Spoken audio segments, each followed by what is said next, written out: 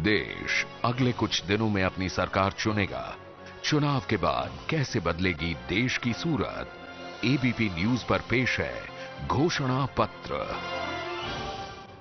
चुनाव के बाद कैसे बदलेगी देश की सूरत, ये उम्मीद, ये सपना दिखा रहे हैं लोगों को और खुद भी बताया जाता है कि पाले हुए हैं रामदेव जी।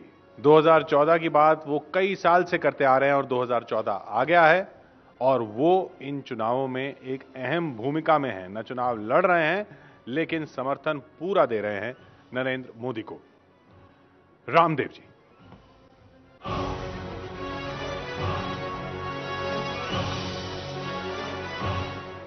सांस को भरा, बाहर छोड़ दिया। तो जीवन बेकार हो जाओ तैयार साथियों।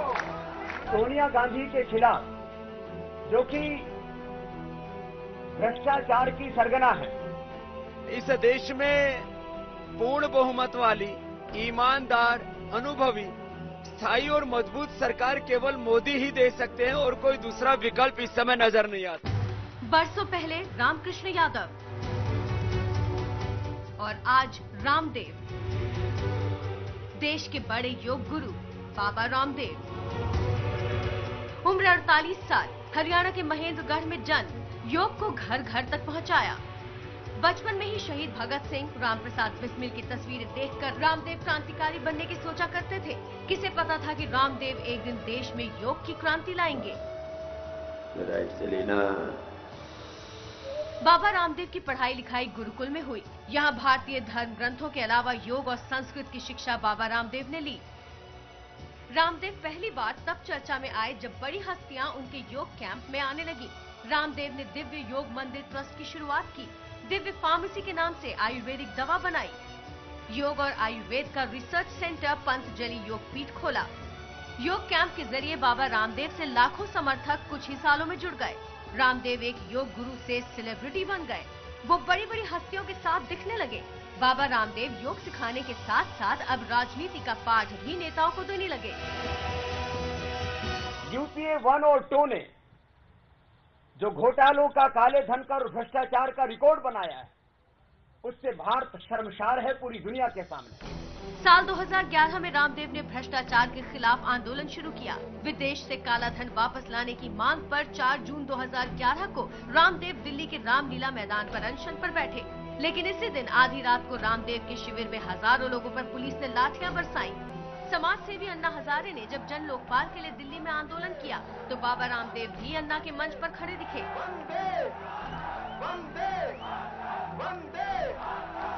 सरकार का सीधे विरोध करने पर बाबा रामदेव तमाम मुश्किलों में भी घिरे। बाबा रामदेव की कंपनियों पर टैक्स चोरी के आरोप लगे। प्रतिबंधित दवाएं विदेश भेजने के आरोप लगे। बाबा के सहयोगी बालकृष्ण पर फर्जी दस्तावेज पर पासपोर्ट बनवाने का आरोप लगा। बाबा रामदेव पर अपने गुरु को गायब करवाने का आरोप लगा। लेकिन सरकार के खिलाफ बाबा रामदेव मोर्चा खोले रहे। बाबा रामदेव बीजेपी का समर्थन कर रहे हैं। फिलहाल वो जुटे हैं एक बड़े मिशन में। मिशन है नरेंद्र मोदी को प्रधानमंत्री बनवाना। स्थायी और मजबूत सरकार केवल मोदी ही दे सकते हैं और कोई दूसरा विकल्प इस समय नजर नहीं आता। रामदेव जी हमारे साथ यहाँ मौजूद हैं और मैं उनसे गुजारिश करूंगा कि वो मंच पर आएं और सबसे पहले तो हमें बताएं कि नरेंद्र मोदी को प्रधानमंत्री क्यों बनवाया जाए।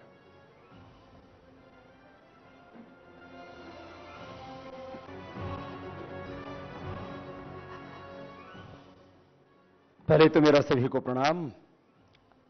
और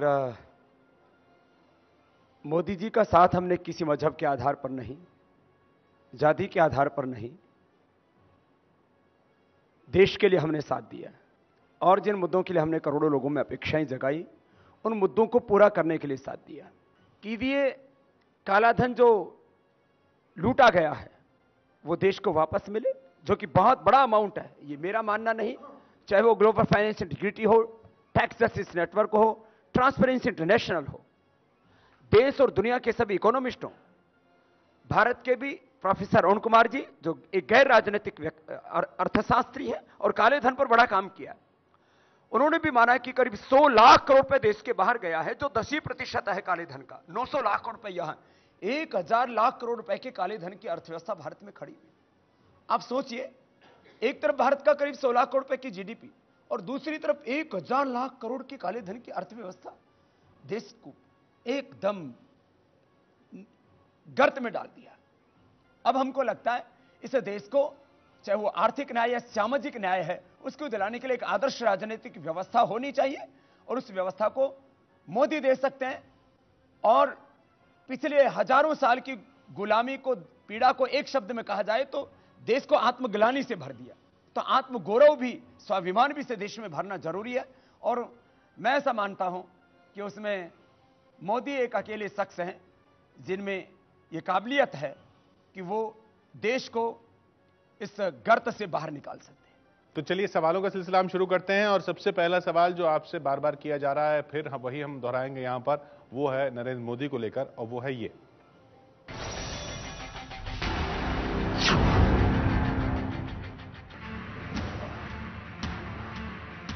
देश के बड़े योग गुरु बाबा रामदेव इस समय सिर्फ और सिर्फ एक ही मिशन पर है, नरेंद्र मोदी को पीएम की कुर्सी तक पहुंचाना। बाबा रामदेव का दावा है कि देश में उनके करोड़ों समर्थक हैं और वो सब इस चुनाव में मोदी का समर्थन करेंगे। लेकिन यही रामदेव कुछ दिन पहले सस्पेंस बनाए घूम रहे थे, कह रहे थे कि जो काले धन पर उनकी मांग मानेगा उसे ही वो समर्थन देंगे। जब मंच पर मोदी ने रामदेव की मांग का समर्थन किया तो रामदेव खुलकर मोदी के साथ आ गए। पूर्ण बहुमत वाली, ईमानदार, अनुभवी, स्थायी और मजबूत सरकार केवल मोदी ही दे सकते हैं। लेकिन सवाल यह है कि क्या मोदी को पीएम बनवाना इतना आसान है? हालांकि तमाम सर्वे और ओपिनियन पोल्स में बीजेपी और एनडीए को काफी आगे दिखाया जा रहा है, लेकिन बीजेपी अपने दम पर 272 के आंकड़े से काफी पीछे दिख रही है। सवाल ये भी है कि क्या मौजूदा साथियों के दम पर मोदी पीएम की कुर्सी तक पहुंच पाएंगे?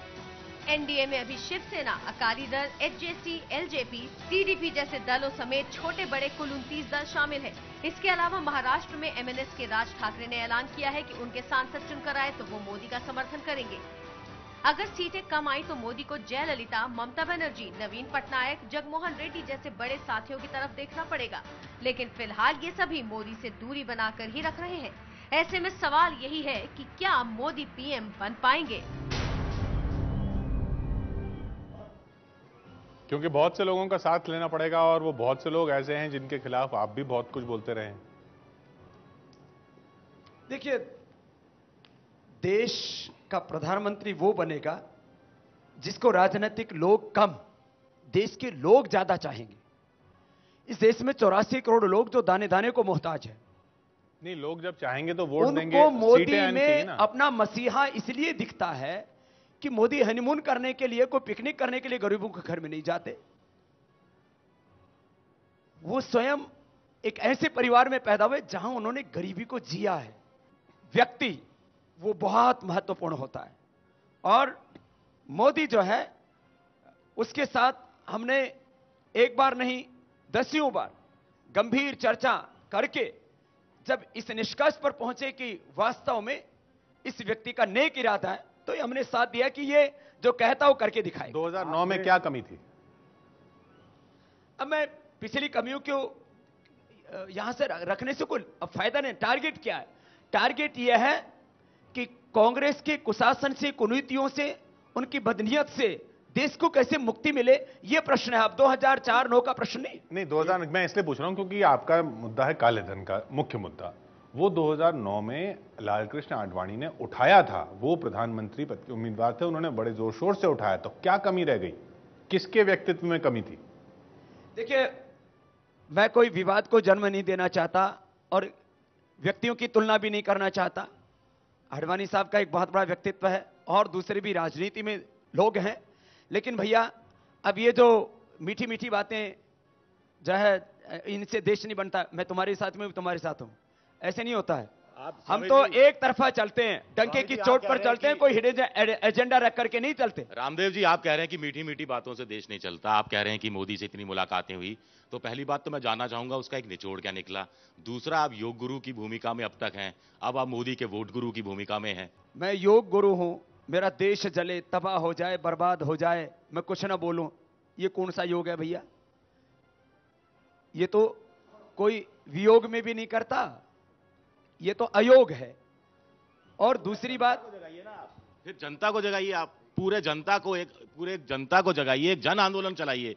आप तो एक पार्टी विशेष में भी एक व्यक्ति विशेष की हिमायत करेंगे तो वो कैसे चलेगा? जन आंदोलन ही चला रहे हैं विजय भाई, हमने विद्रोह फोका हुआ है पूरे जोर से, आपके साथ में विद्रोही जुड़ा है। मैं तो स्वभाव से ही विद्रोही हूं, पहले घर से विद्रोह करके निकला, अब देश में एक विद्रोह, एक बगावत, एक आक्रोश है, उसको एक आकार दे रहा हूं कि भाई अब ये सारा आक्रोश, ये सारी बगावत एक तरफा आनी चाहिए, क्योंकि इस बार यदि पूर्ण बहुमत की सरकार नहीं बनी तो देश को कुछ हासिल नहीं होगा।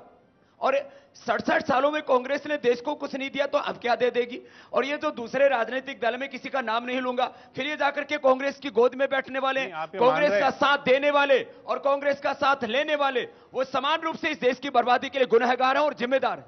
आप ये मान रहे हैं कि 2009 के बाद 2010 से जो आपने कहा जन आंदोलन चलाया हुआ है, उसका लक्ष्य यही था कि अंत में आके बीजेपी का समर्थन करके नरेंद्र मोदी को प्रधानमंत्री बनाना? हमारा लक्ष्य हमेशा देश है, देश रहेगा और देश ही था। 2009-2014 में फर्क क्या है? फर्क यह है इरादे का। मोदी को चाहे जिन नामों से संबोधित करते हो लोग, वो अड़ियल है, ये है, वो है, मैं कुछ शब्द बोल दूंगा तो लोग कहेंगे बाबा नहीं ये कहते, मैं कुछ नहीं कह रहा हूं। लोग तो कहते हैं इस देश में थोड़े दिन मिलिट्री शासन लागू कर दो, मैं उसका हामी नहीं हूं।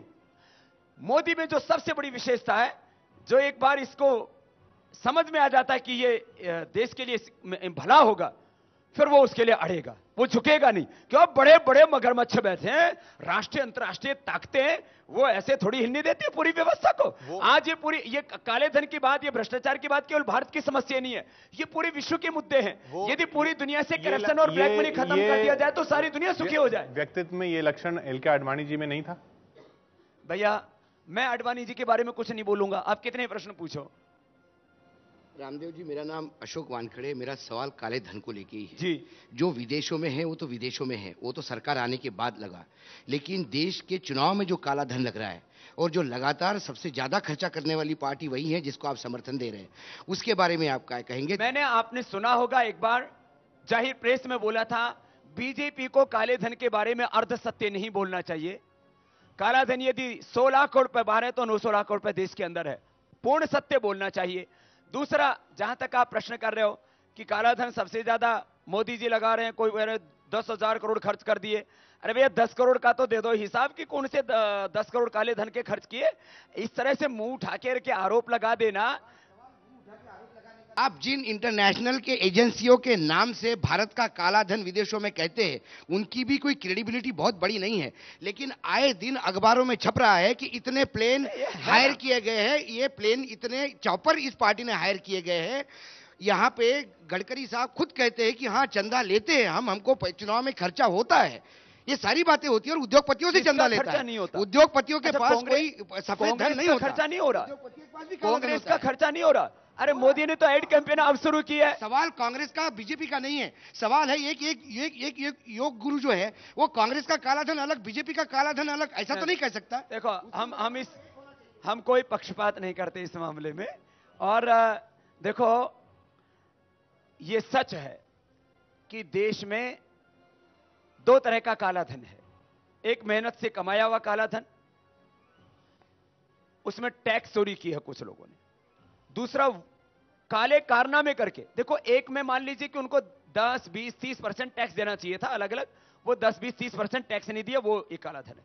एक वो काला धन है जो घोटाले करके जमा किया गया, वो तो देश के साथ सरासर धोखा, विश्वासघात, छल, एक तरह से देशद्रोह का काम है। आप ये जो भेदभाव, मतलब आप एक पार्टी पॉलिटिक्स, देखिए स्वामी विवेकानंद जी ने भी जो किए थे, सिस्टर निवेदिता को रामकृष्ण मिशन ने भी एक्सेप्ट नहीं किए थे, उस समय फ्रीडम मूवमेंट में ज्यादा एक्टिविस्ट बन गए थे। इसीलिए तो आज के दिन में क्या आप एक सन्यासी को राजनीति में, पार्टी पॉलिटिक्स, मतलब एक, जैसे वो विजय विद्रोही कह रहे हैं कि सामाजिक मूल्य के प्रामाणिकता से उत्तर दूंगा। मैं आदरणीय सोनिया गांधी जी से घृणा नहीं करता, मैं आदरणीय राहुल गांधी जी से घृणा नहीं करता, लेकिन जो जो उन्होंने वो नफरत पैदा कर रहा है ना। सुनो तो, आपके जो आप बोल एक रहे मिनट हैं, मेरी अभी तक बात, जो बोले आपने हैं, जो बोला मैं वो उसका तो पूरा एक उत्तर दूंगा। नफरत पैदा करता है ना समाज में। क्या विश्वामित्र ने पक्ष नहीं लिया था राम का? तो क्या विश्वामित्र अपराधी थे? क्या चाणक्य ने पक्ष नहीं लिया था जयचंद्र गुप्त का? तो क्या चाणक्य अपराधी थे? क्या हमारे योगी अरविंद जिन्होंने अंग्रेजों के खिलाफ बगावत की थी वो अपराधी थे? महर्षि दयानंद ने कहा था विदेशी राज्य से माता पिता के समान भी प्यार क्यों न देने वाला हो वो स्वीकार नहीं है, तो क्या वो अपराधी थे? तो यदि विश्वामित्र अपराधी थे, चाणक्य अपराधी थे, विवेकानंद अपराधी थे, दयानंद अपराधी थे और श्री अरविंद अपराधी थे, तो मुझे कोई अपराधी का मुझे कोई आपत्ति नहीं। मैं न्याय के लिए, जस्टिस के लिए काम कर रहा हूं। साधु भगवान भी न्याय करता है, पापियों को दंड नहीं देता क्या? भगवान न्यायकारी भी है और दयालु भी है। दया करो जहां दया करनी चाहिए, लेकिन जो दुष्ट है, जो असुर है, राक्षस है, उनके साथ न्याय, उनके साथ भी न्याय होगा, क्योंकि बहुत पाप कर रहे हैं। नहीं तो इनकी कई पीढ़ियां जो है वो पाप भोगेंगी। हम चाहते हैं इनको भी मुक्ति मिले और देश को भी इनसे मुक्ति मिले। प्रणाम। प्रणाम देवांग भाई। काले धन पर अब आप काला धन बाहर से मंगवाने की बात कर रहे हैं। हम दोनों की सवाल सुन लीजिए। आप तो मतलब टीवी का जब दौर शुरू हुआ तो उसमें आपके योग दिखाने जाने लगे। टीवी का महत्व, कैमरे का महत्व, कैमरा क्या कहता है वो आप बहुत अच्छी तरह जानते हैं। कितना पावरफुल होती है जब तस्वीर दिखाई देती है कानों से। तो फक्कड़ आदमी है, कुछ नहीं है। कानों से जो सुनाई देता है और जो दिखाई देता है वो कितना मजबूत होता है वो आप जानते हैं। तो आप तो, हमने देखा टीवी पर, आप कह रहे थे कि भाई ये बातें बाद में कर, वो कह रहा हमारा कुछ पैसा पकड़ा गया। मैं भी घूम रहा हूं पूरे देश में और मुझको अब तक कम से कम 3-4 बार हमारी गाड़ियों की भी चेकिंग हो चुकी है, भाई इसमें कुछ है तो नहीं। वो कह रहा है मेरे जी आपकी भी हुई होगी। हाँ। पर मैं ये कह रहा हूं कि वो तो हमें आंखों से दिखाई दे रहा है। वहां आप खड़े हुए उसको कह रहे हैं कि दिखाई नहीं दे रहा, बावले ये माइक सब लगे हुए हैं यहाँ पर। ऐसा दिवांग भाई नहीं, आपको गंभीरता से इसका जवाब देना। गंभीरता से दूंगा। मैं कभी भी किसी भी बात का दोगला जवाब नहीं देता हूं और खरा जवाब देता हूं। देखो, उन्होंने कहा बाबा जी ये सब आजकल रुपए बहुत पकड़े जा रहे हैं। अब मैंने कहा महाराज रुपए किसके क्या पकड़े जा रहे हैं, क्या हो रहा है, ये नॉन रेलिवेंट है, ये असंगत है, आपने जो ये कहा वो टेप अप्रासंगिक है। देखो मैंने जो, अच्छा मैं बोलने वाला, वो तो टेप है। अरे मेरा भी पकड़ा गया। यदि महंत जी के पैसे पकड़े गए तो पकड़ना चाहिए था ना सरकार को उसको। दूसरी बात भाई, वहां पकड़े गए थे जिन्होंने क्लेम करने कोई नहीं आया। जिसको लोग, ये तो मेहनत की बात है, जिसको लोग भगवान की भी मानते हो, बस जिसके भी पकड़े जाएं उसको जेल में ठोको। जब ये आदमी आपके सामने कह रहा है कि मेरा पैसा भी पकड़ा गया, आपने क्यों नहीं प्रेस कॉन्फ्रेंस में कहा कि इसको जेल भेजिए तुरंत, इसका पैसा पकड़ा गया? मैं तो अभी भी कह रहा हूं ना, अभी भी तो प्रेस में आपको ये तुरंत कहना चाहिए था, तब हम मानते कि आप जो है सारे काले धन को आप एक देखते हैं। आपको कुछ लोगों का काला धन काला दिखाई देता है, कुछ का सफेद दिखाई देता है। आप सही कह रहे हैं, आपको ये कहना चाहिए था कि इसको तुरंत जेल भेजाया जाए। पुलिस वाले को बुलाते हैं, उसको जेल के अंदर करवाते हैं। उस समय अभी भी उस समय किसी ने पूछा नहीं, अब पूछ रहे, अभी बोल रहा हूं। अरे पूछने की क्या जरूरत है, आपके अंदर भी तो एक है।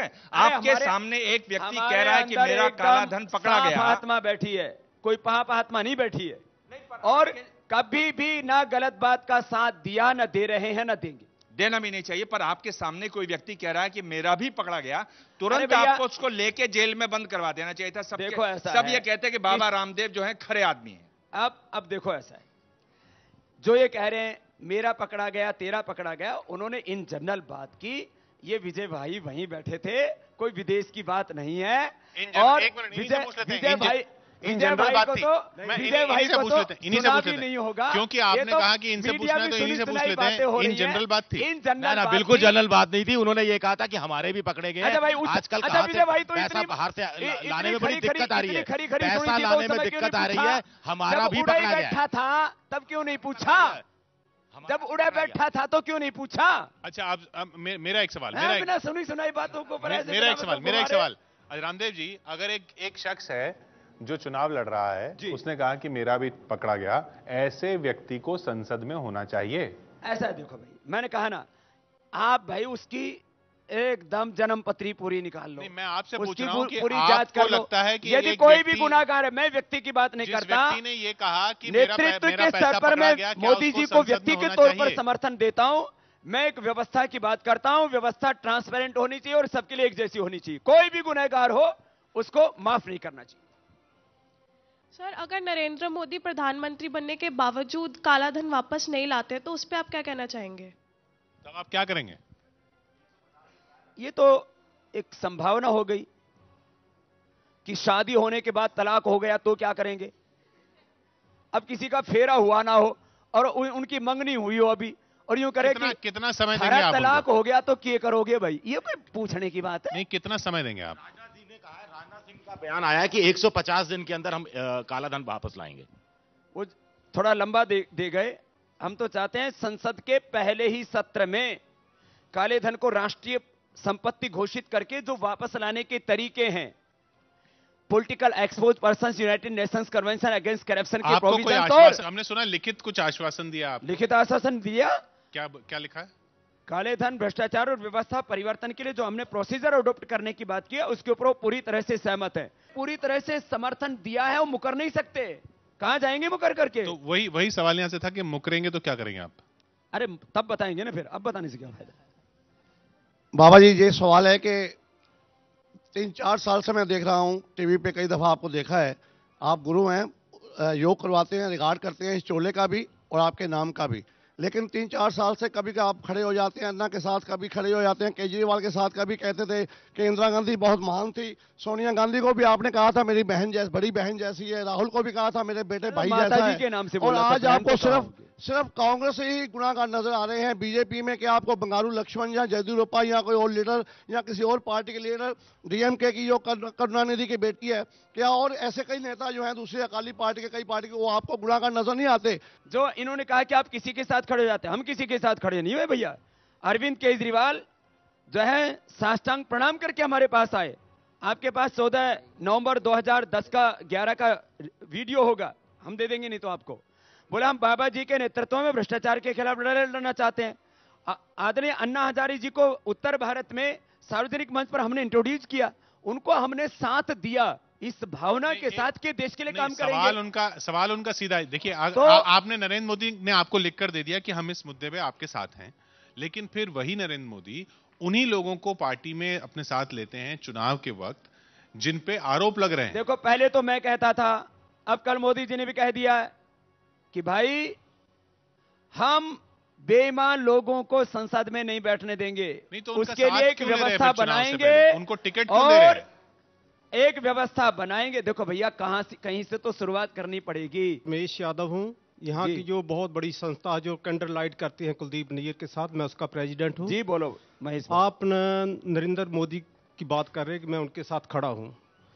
जो कुछ गुजरात में हो रहा है, जो जमीन वहां सस्ते भाव में खरीद कर और कंपनियों को दे रहे हैं, क्या ऐसा राज होगा?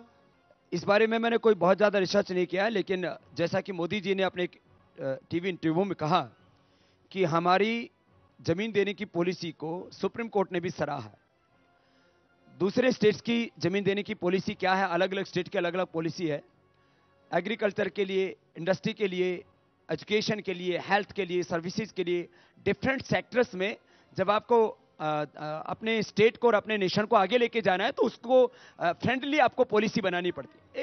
एक बार अरे किस किसान की जमीन छीनी? देखो, यदि दलदल की जमीनें, बंजर जमीनें यदि डेवलपमेंट में दी जाती है, मैं इसका हामी हूं, खेती की जमीनें नहीं दी जानी चाहिए। हम किसी को पक्षपात नहीं करना चाहते, स्वदेशी को हम चाहते हैं सर्वोच्च प्राथमिकता देनी चाहिए, और जो चीज देश में बन सकती हो देश में बननी चाहिए। महात्मा गांधी जी का भी स्वदेशी का दर्शन किसी के साथ में प्रतिशोध लेने के लिए नहीं था। लेकिन नरेंद्र मोदी और बीजेपी तो एफडीआई की बात कर रहे हैं, वो तो एफडीआई की बात कर रहे हैं, नरेंद्र मोदी भी एफडीआई की बात कर रहे हैं, बीजेपी एफडीआई की बात कर रही है। ये देश में इतना पैसा है, ये काला धन ले आओ, एफडीआई हम दुनिया को देंगे। हमें दुनिया का पैसा लेने की जरूरत नहीं पड़ेगी। अरे अपना पैसा निकालो ना, अपने खजाने भरे पड़े और दूसरों से भीख मांग रहे हैं, ये कौन सा तर्क है? तो आप एफडीआई, आप इसके विरोध में जो उनके मैनिफेस्टो में डाला गया है? मैं कोई बीजेपी के घोषणा पत्र पर काम नहीं करता। हमारे राष्ट्र निर्माण का एक संकल्प है, हम उसके ऊपर बात करेंगे। फिर आपका जो लक्ष्य है वो तो कम्युनिस्ट पार्टी के लक्ष्य से मिलता जुलता है। हाँ, तो कुछ बातें उनको समर्थन दीजिए, जो चाहे वो विदेशी कंपनियों के संदर्भ में हो या जो है आम जो लोग हैं उनके हक दिलाने की बात हो, जो सोशल एंड इकोनॉमिक जस्टिस की बहुत सी बातें समाजवादियों के साथ, कम्युनिस्टों के साथ, वामपंथियों के साथ हमारी मिलती है। सर मेरा क्वेश्चन आपसे ये है कि आप जब से राजनीति में आए हो, आप भ्रष्टाचार के सख्त खिलाफ हो, फिर भी आपने बीजेपी को समर्थन दिया, आपने आम आदमी पार्टी को क्यों नहीं समर्थन दिया? वो दरअसल ना, पहले केजरीवाल जी भ्रष्टाचार की बात कर रहे थे बेटा, और हमारे पास में इसी संकल्प के साथ वो आए थे। पहली मुलाकात तो करीब 10 साल पहले की है, भाई सुभाष चंद्र जी के साथ मेरे साथ आए थे। फिर बाद में मैंने देखा ये तो कांग्रेस के काले धन के ऊपर खड़े हुए, ये कहते हैं हम तो सड़क छाप आदमी हैं, और आप सैकड़ों करोड़ रुपए पूरे देश में कैंपेन में खर्च कर रहे हैं, इनका पैसा कहां से आ रहा है भैया? दूसरी बात, अब अरविंद केजरीवाल कहते हैं, आप कह रहे हैं कि वो भ्रष्टाचार बड़ा मुद्दा नहीं। किशोर भाई सुन लो, बड़ा स्टेटमेंट, आप कह रहे हैं अब अरविंद केजरीवाल कहते हैं कि भ्रष्टाचार बड़ा मुद्दा नहीं है, सांप्रदायिकता बड़ा मुद्दा है, मोदी को रोको। तो कांग्रेस के एजेंडे पे काम करे। अब उनको कांग्रेस का भ्रष्टाचार नहीं दिखता, अब उनको सोनिया गांधी भ्रष्ट नहीं दिखती, अब उनको जो 20 मिनिस्टर्स के लिस्ट मेरे मना करने के बाद हमारे मन से पढ़ करके गए वो भ्रष्ट नहीं दिखते, अब उनको खाली मोदी दिखता है। तो ये एक शक पैदा करता है, और इसके पीछे तथ्य भी है सामने, खाली ये काल्पनिक प्रश्न नहीं है। इसलिए अब अरविंद केजरीवाल यदि रायबरेली में सोनिया गांधी के खिलाफ चुनाव लड़ते तो हम उनको जितवा के लाते। अब तो शायद जमानत जब्त हो जाए। तथ्य क्या है? आप कह रहे हैं तथ्य भी हैं, तथ्य क्या है? तथ्य सारा हिंदुस्तान जानता है भैया। अब आम आदमी पार्टी की पहले 10 सीटें आने की संभावना थी, अब तो खाता खुल जाए, बोनी हो जाए, वही भतेरी है। नहीं, आप कह रहे हैं समर्थन है कांग्रेस का, पैसा है कांग्रेस का, इसके तथ्य भी हैं। अरे भैया वो भी सामने रख देंगे। अब वो घोषणा पत्र के, अब ये कोई इन्वेस्टिगेशन वाली एजेंसी तो नहीं है ना, घोषणा पत्र आपके सामने सारे रख देंगे, आपको भिजवा देंगे। यानी आप कह रहे हैं आपके पास है? हाँ। बाबा एक तो ये बताइए कि देश में क्या मोदी की लहर है? अगर है तो फिर फिल्मी सितारों और बाबा रामदेव को मोदी के लिए वोट क्यों मांगना पड़ रहा है? भैया कोई काम हवा में नहीं हो जाता है। लहर का मतलब उस लहर को, उस हवा को, उस पानी को सही इस्तेमाल करो। अब बोले गंगा जी है तो फिर उसके ऊपर जो है मशीन लगाने की जरूरत नहीं, अपने आप ही बिजली बना देगी। अरे भैया पानी का फ्लो है, उसमें अपने को बिजली तो के लिए एक जो टरबाइन तो लगानी पड़ेगी ना। तो भाई ये हवा तो बहुत जोर की चल रही है, तूफान बहुत जोर का चल रहा है, उस तूफान में जैसे आजकल हवा से बिजली बनाने वाले पंखे तो लगाने पड़ते हैं ना, तो हम तो खाली टरबाइन लगाने का, पंखा लगाने का काम कर रहे हैं। तूफान, आंधी, लहर बहुत जोर की आ रही है, और 16 मई को आप देख लेंगे ये सारे बेईमान औंधे मुंह पड़ेंगे, और बहुत से तो हिंदुस्तान छोड़ के बाहर भाग जाएंगे। जाना चाहिए, फिर पंखा लगाना चाहिए, फिर उनको क्यों बॉम्बे से बुला रहे हैं? किसको? को बॉम्बे से कौन सा आतंकवादी बुला लिया? बाबा जी प्रणाम। मैं वो भी अच्छे, जो भी देश की भलाई के लिए काम कर रहे हैं। कांग्रेस ने अभी तक ये किया था, किसी की हिम्मत नहीं होती थी, ऐसा पूरा देश में एक खौफ पैदा किया हुआ था कि हमारे खिलाफ कोई नहीं बोल सकता। पहली बार एक गांव वाला और एक चाय वाला इस लुटेरे खानदान के खिलाफ बोलने लगा, तब से इनकी जमीनें हिलने लगी है। बाबा जी प्रणाम, मेरा नाम गौतम मजीठिया है और मैं पेशे से वकील हूँ, छात्र राजनीति से भी जुड़ा हुआ हूँ। मेरा आपसे प्रश्न ये है, एक फकीर के पास इतनी जायदाद आ गई, उसको आपने सफेद कैसे किया? अच्छा पहले तो ये सुन ले मेरे भाई गौतम, अपने 100, 200, 500, 1000 लोगों की टीम लेके पतंजलि पीठ में आ जा, खाने पीने का प्रबंध मैं कर दूंगा। आप फकीर होने का सर्टिफिकेट पहले तो सोनिया गांधी देती थी, अब आप सर्टिफिकेट दोगे कि कौन फकीर है और कौन फकीर नहीं कह सकते। हम पेशे से वकील हैं, यहाँ अरे भाई देखो, स्टूडेंट है। अब आप अपना प्रश्न पूछो। मेरे 10 साल में प्रैक्टिस करने में मेरे पास तो इतनी जायदाद आई नहीं। अब नहीं आई तो आपकी किस्मत। नहीं, वो मेरी किस्मत है, वो मेरी किस्मत है, लेकिन आप फकीर नहीं हो, आप फकीर नहीं हो बाबा जी, आप फकीर नहीं हो। अब ये बात ऐसा है, मेरी बात सुनो भाई एक बार। अरे भाई अच्छा, ये बाबा जी ऐसा है हमारे ऊपर अपराधियों की तरह इल्जाम लगाओ, हम जवाब दे तो गुस्सा। आप अपना आपा क्यों खो रहे हो? आप अपना आपा क्यों खो रहे हो? हो गया ना सवाल, आराम से उनको जो जवाब। प्रश्न पूछो और उत्तर देने दो। नहीं प्रश्न पूछो और उत्तर देने दो। यहाँ कुश्ती करने आए हो तो भाई कुश्ती कर लो, आजा मैदान में। यदि पटकनी ना दे दूं तो आजा आराम से। एक मिनट बाकी लोगों को भी सवाल पूछना है। देखो आप देखो प्लीज इसलिए आपने प्रश्न पूछा, मैं उत्तर दे रहा हूं तो गुस्सा कर रहे। भाई मैं यही काम करूं सुबह से शाम तक। मेरी रिक्वेस्ट आपसे, प्लीज जवाब ले लेने दें। हाँ भाई, क्या किस प्रश्न का उत्तर देना है बता दो प्लीज। नहीं, फकीर वाला फकीरी की दीक्षा आप देते हो क्या? आपसे दीक्षा लेनी पड़ेगी मुझे, सोनिया गांधी से लेनी पड़ेगी। सर आपने अभी अपनी स्टेटमेंट में बोला है कि जो मोदी का ट्रैक रिकॉर्ड बड़ा अच्छा है, लेकिन गुजरात के जो गोधरा राइट्स हुए थे उनमें मोदी का हाथ माना जा रहा है। बेटा मैं बहुत ईमानदारी से एक बात कहना चाहूंगा, दंगा इंसान नहीं कराता, एक गलत मानसिकता करवाती है। तो ये मुझे लगता है राजनीतिक कम एक सामाजिक और आध्यात्मिक धार्मिक प्रश्न ज्यादा है दंगों का। प्रशासक के तौर पर उनकी जिम्मेदारी कितनी थी? हाँ, जहां तक प्रशासक की बात है, कोई भी जो राजा है प्रशासक है, उसका दायित्व तो बनता है कि दो कौमों को लड़ाने का काम ना किया जाए। और आप देखिए उस समय तो मोदी जी सत्तासीन हुए थे, उस समय तो मोदी जी सत्तासीन हुए थे। 2002 के बाद आज 12 साल हो गए, क्या गुजरात में एक भी दंगा हुआ? इसको कहते हैं प्रशासक। उस समय तो आकर के बैठे तो उन्होंने तो कभी पंचायत का भी चुनाव नहीं लड़ा था, उस समय नया नया दायित्व संभाला था। आप कह रहे हैं अनुभव की कमी थी, इस वजह से ऐसा हो पाया? उस समय नया नया दायित्व संभाला था, मोदी जी खुद स्वीकार करते हैं भाई मुझे तो पता भी नहीं था मुख्यमंत्री कैसे काम करता है, चीफ सेक्रेटरी क्या होता है, किस तरह से वो अपने चीजों को एग्जीक्यूट करता है। तो उस समय नया दायित्व था और उन्होंने पूरी प्रतिबद्धता के साथ एक निष्पक्ष काम गुजरात में किया और 12 सालों से कोई दंगा नहीं होने दिया। बाकी आप देखो तो पूरे हिंदुस्तान को देख लीजिए, मैं किसी एक स्टेट की बात नहीं कर रहा हूं। नहीं, जब प्रधानमंत्री बनेंगे तो 1 साल तक फिर। अरे भैया, प्रधानमंत्री या मुख्यमंत्री प्रश्न नहीं है, एक पॉलिटिकल एक्सपीरियंस की बात मैं कर रहा हूं। तो एक सामाजिक और आध्यात्मिक धार्मिक अनुभव था उनका, लेकिन राजनीतिक अनुभव एक डिफरेंट होता है।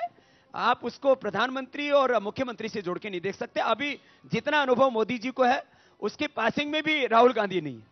हाँ बाबा जी, आपको नहीं लगता कि जब से आपने नरेंद्र मोदी या बीजेपी का समर्थन करना शुरू किया है, तो जिन लोगों की आस्था आप में थी उनकी संख्या कम हुई है?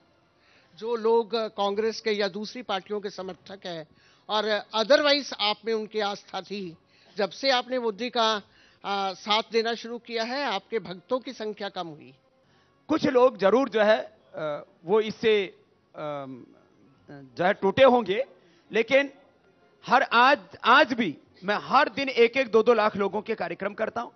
मेरे कार्यक्रमों में लोगों की कमी नहीं आई। हाँ, जो मोदी विरोधी राजनेता थे वो जरूर मेरे मंच पर नहीं आते, तो पॉलिटिकल लोगों की जमात जरूर निश्चित रूप से उसमें कमी आई है। नहीं, लेकिन जब से नरेंद्र मोदी का या जब से आपने पूरा राजनीतिक रोल लिया है योग के मंच पर, तब से लोगों की संख्या में जो कमी आई है वो इसी वजह से है कि लोग कांग्रेस के समर्थक थे वो हट गए?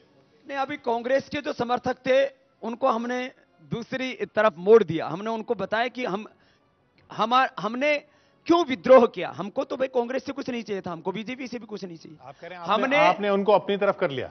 हमने अपनी तरफ कर लिया, देश की तरफ कर लिया, मुद्दों की तरफ कर लिया, मोड़ा है मुद्दों की तरफ। तो आपकी वजह से नरेंद्र मोदी का समर्थन बढ़ रहा है? बहुत बड़ा है।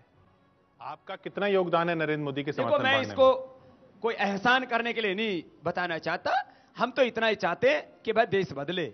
और इसको भाई नरेंद्र मोदी जी के किशोर जो है भाई भी बदल दे तो हम तो किशोर के भी साथ खड़े होने के लिए तैयार है। अब आडवाणी जी का नाम भी नहीं लेना चाहते आप?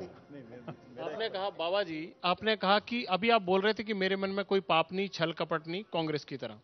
योग के लिए लोगों को बुलाना, योग के लिए लोग आपके पास आते हैं और उस पर बीजेपी का ज्ञान देना, ये छल कपट नहीं तो क्या है? अच्छा भाई, हम लोगों को योग के लिए बुलाते हैं, सरेआम बुलाते हैं। अभी भी जो योग दीक्षाएं सवारियों उन नॉन राजनीतिक हैं, नॉन पॉलिटिकल हैं, गैर राजनीतिक। अब उसमें जब लोग आते हैं हम इतनी बात करते हैं भाई देश के लिए वोट करो, जाति के लिए नहीं, मजहब के लिए नहीं, दारू के लिए नहीं, पैसे के लिए नहीं, इस बेहतर देश बनाने के लिए वोट फॉर बेटर इंडिया। इसमें क्या गलत है भाई? देखो मेरे ऊपर तो चुनाव आयोग का भी डंडा है भैया। बोलते हैं आप, नाम लेके बोलते हैं। उमा भारती को जिताने के लिए आपने अपने योग की मंच से बोला है। गीता में क्या लिखा है? परित्राणाय साधूनाम विनाशाय च दुष्कृताम। क्या योग साधु का साथ दो, दुष्टों का विनाश करो। इस्तेमाल करना सही है भैया? हम अपनी सभा में नहीं बोलते ना, पत्रकार वार्ता में बोलते हैं। सभा में बोलते तो अभी तक चुनाव आयोग हमारी सभाओं पर अंकुश लगा होता। चुनाव आपकी सभाओं का खर्चा जोड़ दिया था ना छत्तीसगढ़ के चुनाव में। नहीं खर्चा जोड़ा, आज तक नहीं जोड़ा एक तमन्नी का। आप मेरे भैया किशोर जी, आप अच्छी तरह से जानते हो, यदि मैं अपनी सभाओं को पॉलिटिकल करूंगा तो चुनाव आयोग एक दिन में बंद, उसके ऊपर प्रतिबंध लगा देगा। अभी यहां आया हूं पंजाब में, हम चाहते हैं जेटली जी जीते। अब जो अमरिंदर सिंह जी हैं, मुझे मतलब व्यक्ति के तौर पर मैंने कहा आत्मा तो सो परमात्मा, और जो इनके बाप दादों ने किया देश के साथ धोखा और गद्दारी क्रांतिकारियों से लेकर के, आप सोचिए, चाहे उधर ग्वालियर नरेश हो और ये इधर ये पटियाला नरेश, इन्होंने क्रांतिकारियों के साथ धोखा किया, उसके पूरे सबूत हैं। यदि ये धोखा ना करते तो देश 1857 में 100 साल पहले आजाद हो गया होता। वसुंधरा जी तो वहां राजस्थान में मुख्यमंत्री हम चाहते हैं कि अरुण जेटली जो एक साफ सुथरा वसुंधरा जी तो इंसान है, राजस्थान में मुख्यमंत्री हैं, आप उनके भी खिलाफ हैं। कौन? वसुंधरा जी। अरे भैया देखो, उसमें बेटा और बेटी में थोड़ा जीन में अंतर आ गया था। मां का जीन बहुत अच्छा, मां का जीन बहुत अच्छा था। कांग्रेस में गया वो तो खराब निकल गया। नहीं वो जो बेटी देखो, बीजेपी में आ गई वो अच्छी निकल गई। ये वसुंधरा राजे की जो है मां थी ना, आप उनसे पूछ के देखते, वो भी कहती थी बेटा अब छोड़ो ना, उसमें मामला गड़बड़ है। सर आपका सही बैठा नहीं, आपका नहीं बैठा सर, नहीं बैठ रहा। अरे भैया हम कोई मामला बैठाने के लिए नहीं आए। आपने पहले बताया थे कि एक स्वतंत्र पार्टी करेंगे, एक दल करेंगे, और ये जो इतना मतलब डिबेट हो रहा है कांग्रेस बीजेपी, अगर आप खुद अपने पार्टी में जो आपने पहले जो रुख लिए थे, क्या भाजपा के कारण, भाजपा के अनुरोध से, नेगोशिएशन से आपने अपने पार्टी, क्योंकि आप अगर अलग पार्टी करते हो हिंदू वोट बैंक मतलब डिवाइड हो जाते हैं, और इसके कारण क्या आप भाजपा के साथ अंडरस्टैंडिंग करके पार्टी ना करने का फैसला लिया? ये बहुत चर्चा का विषय था। देखो ऐसा है, हमने राष्ट्रहित में फैसला लिया, इस बारे में हमने सोचा कि देश में भ्रम की स्थिति ना बने, इसलिए हमने अभी ये तय किया कि देश में एक आदर्श राजनीतिक व्यवस्था लागू करने के लिए मोदी को एक बार मौका दिया जाए, इसलिए उसको स्थगित किया। रामदेव जी, एक सवाल इससे थोड़ा सा हटके, योग के ऊपर, लेकिन फिर राजनीति के ऊपर ही, ये बार बार पूछा जाता है कि आपका जो योग है या पतंजलि योग जो है, और बिहार के मुंगेर, मेरा योग नहीं, योग तो ऋषियों का है। देखो हमने अपने नाम पर कुछ नहीं किया। बिहार में मुंगेर में जो योग होता है, आप जिस पद्धति का पालन करते हैं, क्या उसमें और बिहार में फर्क क्या है? क्या यही फर्क है कि ये राजनीति में चला जाता है, वो नहीं जाता? जो वास्तव में जो ऋषियों का योग है उसमें कोई फर्क नहीं है। जो अपने अपने नामों से करते हैं ना, चाहे भस्त्रिका जो है बिहार स्कूल ऑफ योगा वाले कराए, कोई दूसरा कराए, भस्त्रिका का वही तरीका होगा। अब इसमें दूसरे लोग घुसाड़ेंगे, दूसरा वो मैं कहूंगा तो और विवाद हो जाएगा। अब कपालभाति का यही तरीका होगा, चाहे दुनिया में कोई भी कराए, उसके पूरी लिखित में उसके मार्गदर्शन है। अनुलोम विलोम का यही तरीका होगा, जो मैं शीर्षासन करता हूं उसका वही तरीका होगा, वृक्षासन, मयूरासन, पद्मासन। तो आसनों के, प्राणायाम के, ध्यान के एक ऋषियों के तरीके बताए हुए, उन तरीकों में कोई फर्क नहीं है। व्यक्तियों ने अपनी ब्रांडिंग करने के लिए उसमें उल्टा पुल्टा किया। योग जो है गृहस्थ के लिए भी और जो सन्यासी है उसके लिए भी बराबर है। पहले कहा जाता था जो सन्यासी है वही, जो योगी है वही योग करेगा। हमने कहा जो योग करेगा वही योगी सन्यासी हो जाएगा। पहले बोला जाता था जो ब्राह्मण है वही वेद पढ़ेगा, हमने जो वेद पढ़ेगा वही ब्राह्मण हो जाएगा। हम इस बारे में कोई जो है वो पुराणपंथी सोच नहीं रखते। माने अब जो योग करेगा वो राजनीति में आ जाएगा। नहीं, जो योग करेगा वो देश के बारे में जरूर सोचेगा। तो हम सांस ऐसे थोड़ी फूकते हैं, ये सांस देश के लिए धड़कनी चाहिए। एक व्यक्ति के लिए धड़क रही है। आप किशोर जी कहां निशाना साधते हो आप जो है।